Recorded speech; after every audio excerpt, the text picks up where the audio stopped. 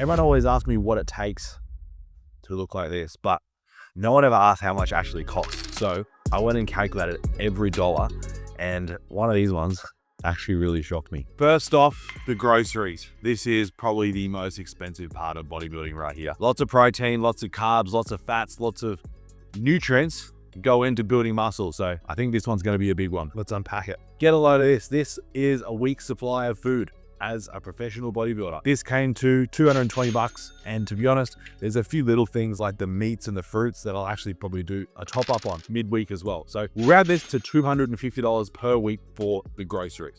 So what do we got here? Sushi rice. This I always have on hand for my high days. I've got Chobani Greek yogurt. I mix this in often with frozen fruits, protein, and granola at night. Absolutely awesome. Got some different flavors of the Chobani as well to have on the go. If I'm busy, I'll track those in. Then we come to the meats. I've got a few trays here of chicken breast. I've got multiple trays here of kangaroo mince, which I absolutely love. And when you're in a deficit phase like I am, one of the leanest meats you can get. Morgan absolutely hates it because it smells pretty dodgy, but it tastes amazing in my opinion, at least. We got some salad mixes and some lettuce. I'll make up a good salad in a deficit phase as well, as carbs are a little bit on the lower end. And then a big bunch of fruit. A lot of my fruits come from frozen fruits. So I've got frozen mixed berries, frozen strawberries, frozen blueberries, frozen fruits mixed in with the Greek yogurt is amazing. Really low calorie. Got some bananas, which I'll likely top up with some fresh ones throughout the week. I did grab some apples somewhere. Veggies, we got some asparagus, multiple serves of asparagus, multiple serves of broccolini, a big chunk of pumpkin. I'll bulk up on the pumpkin because when you're in a deficit and your carbs are low, this is one of the most voluminous options you can get, alongside spud-like potatoes, very similar macros, baby carrots, some baby cucumbers. Up the back, if you haven't seen this one before, this is puffed brown rice. Think of it like rice bubbles. Very, very low carb, very, very high volume. And again, I'll chuck this in with the Greek yogurt as it gives us some more volume for very minimal carbohydrates. Puffed brown rice. Sometimes I swap for puffed quinoa as well. Some granola as well for the yogurt blend. Sliced pickled ginger. On my high days, I love having sushi rice with pickled ginger, bit of soy sauce and chicken. It ends up being like a big sushi sort of bowl as well. I'll often track in some teriyaki sauce. Absolutely awesome. Very importantly, we got skim milk. I'll put this in my Ninja Creamy. I have a Ninja Creamy every day in a calorie deficit. Simply skim milk, protein powder, and some berries as well. That's a very low calorie, very high volume meal that I have every day pretty much without fail. Some condiments. I love a bit of cinnamon on my berry and yogurt bowl. That's most of it, but that's 220 bucks right there, plus the top ups of fresh fruits and fresh meats that I'll do sometimes throughout the week, which brings that to 250 bucks grocery bill per week. I've got a bad habit of just buying my foods without checking the receipt. We'll often just order this. I just go as delivered, to be honest. I don't have the time to go to the groceries that often, so I'll get them delivered, drop it at the door, walk her in, chuck her in the fridge, and then I can meal prep as I go. 250 bucks per week. Add that to the tally. Next, we got supplements. Everything on the bench is everything I take. You'll be sold a bunch of random stuff from different supplement brands, but these are the ones you actually need and the ones that I actually use. First, I use Innodose Kidney. This costs about 80 bucks for a month's supply. Then I got liver, 70 bucks for a month. Heart, which is 80 bucks for a month. Omega-3s, about 30 bucks a month. Magnesium is 30 bucks for a month's supply. Then vitamin B is 20 bucks. Vitamin D3, 15 bucks. Methylfolate, which is 25 bucks. And zinc, which is 10 bucks. That's all my daily supplements, and each one of these will last about a month each. Then the gym subs, pre-workout. This costs 90 bucks for a big tub, which will last me about a month. Protein, I've been enjoying the almond protein from Macro Mike. This one's amazing. This is 90 bucks for a serve. I normally have about 2 of these a month, so about 180 bucks a month for protein powder. And creatine, 40 bucks a tub, probably about 2 of these a month, so 80 bucks a month. And that's pretty much everything there that I have on the daily. If I look at a tub of zinc, 10 bucks, that's not too much, but when you add up with everything, that's gonna add up a fair bit. Then we get onto the invisible costs, which are all the things you don't even see. First is coaching. I pay about 700 bucks a month for my own personal coach. I coach guys all day, every day, but I have my own coach as well.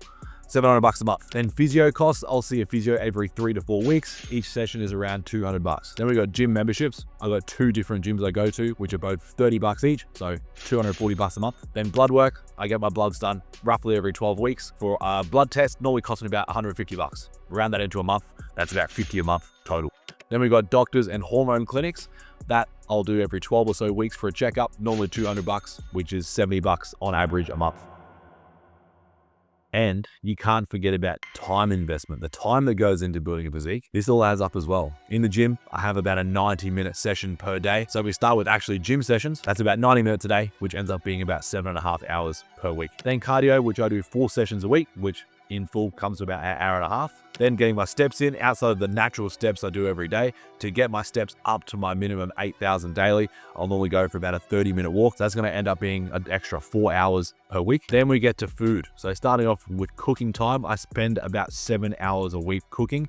Luckily for me, I work from home, so I get the luxury of cooking up most of my meals fresh as I go.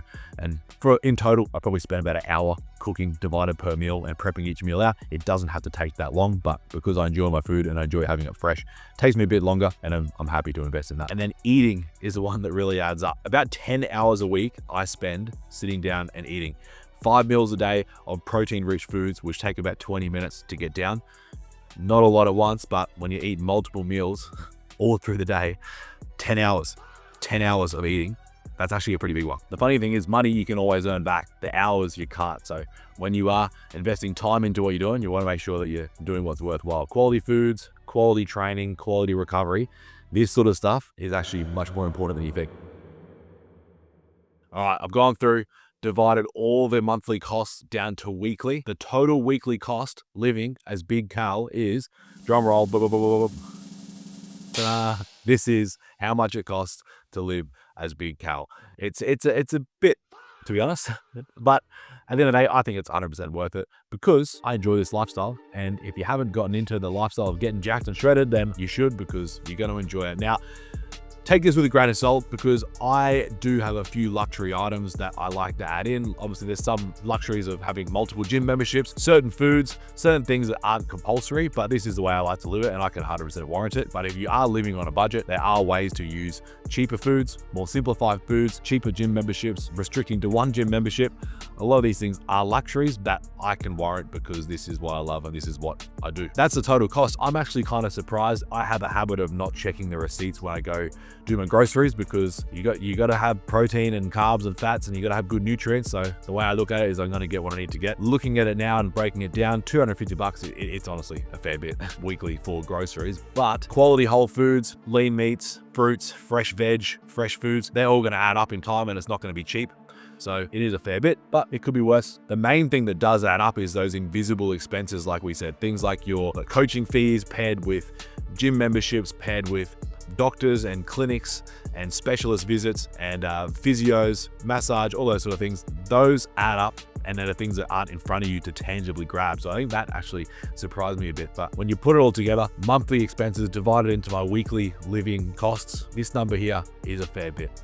So take it with a grain of salt. Like I said, there are multiple ways that you can make this whole lifestyle a lot more cost effective. And that is what I do for a lot of my clients. A lot of guys who are working busy jobs, or they're working as students, or whatever the case may be. There's many ways that we can break down things into more cost efficient ways. This is just the living expenses of living as Big Cal. A little bit confronting, but also, luckily, I love this lifestyle. I love what I do day in, day out. So I can definitely warrant it. But that's the numbers right there. What do you reckon? Let me know what your costs are per week in the comments below. Do you spend more than me? Do you spend less than me? Is there ways I could be saving money? Am I doing some things right? I want to hear what you think. If I can save some extra cash and maybe invest in another few gym memberships, I'm all for it. Thanks for watching the video. That's a bit of insight as to what goes into building a physique and the costs that go into building a professional ifbb classic physique. What else do you want to see? We got a whole bunch more YouTube videos coming, so chuck your comments below as to what other insight you'd like to see, what else you'd like to learn, and let's continue living big.